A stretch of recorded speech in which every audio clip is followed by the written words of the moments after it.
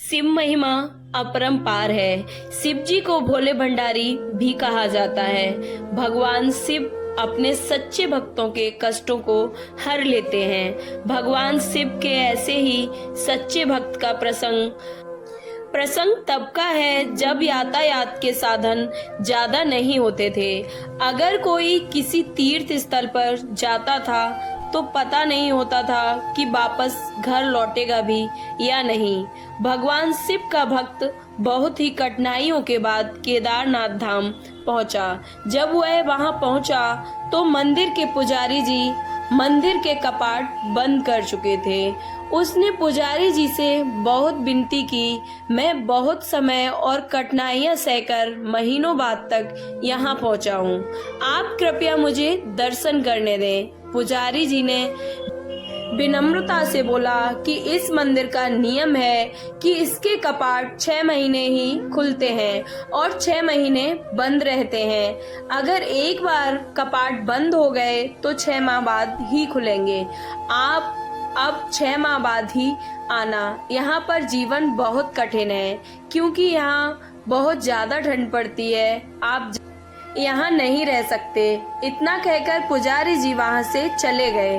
भगवान शिव का भक्त उनका नाम स्मरण करने लगा। प्रभु, आप तो जानते हैं कि मैं कितनी श्रद्धा भावना से यहाँ तक पहुँचा हूँ। रास्ते में आने वाली कठिनाइयों के बाद भी मेरा मन विचलित नहीं हुआ था क्योंकि मेरे मन में आपके दर्शन की लालसा थी। उनकी आंखों से अश्रुधारा बह रही थी। उसे भूख और प्यास भी लगी थी। कुछ समय पश्चात वहाँ पर एक साधु बाबा आए। उन्होंने उसका हालचाल पूछा। शिव भक्त ने अपनी सारी व्यथाएं उसको सुना दी। साधु बाबा ने उसे पीने को पानी और खाने को भोजन दिया। उसे हौसला दिया कि मुझे विश्वास है कि कल मंदिर के कपाट अवश्य खुलेंगे।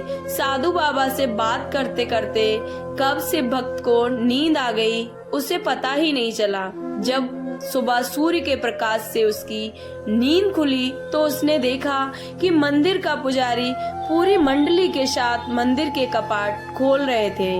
वह पुजारी जी के पास गया और कहने लगा कि आप तो कह रहे थे कि 6 माह बाद ही खुलेंगे कपाट।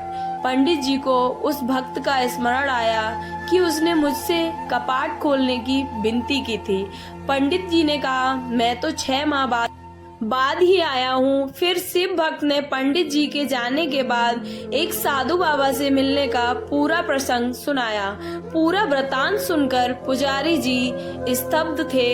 कोई 6 माह तक बिना किसी साधन के इस ठंड में कैसे जीवित रह सकता है।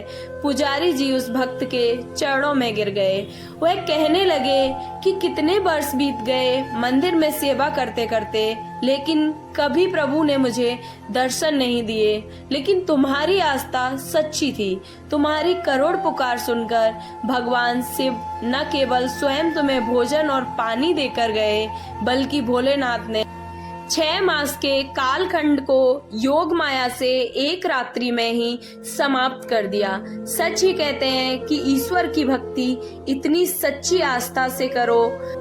अगर कष्ट तुम पर आए तो फिक्र भगवान को भी हो कि भक्त को कैसे उभारना है। कहानी अच्छी लगी हो तो प्लीज लाइक एंड सब्सक्राइब। ओम नमः शिवाय।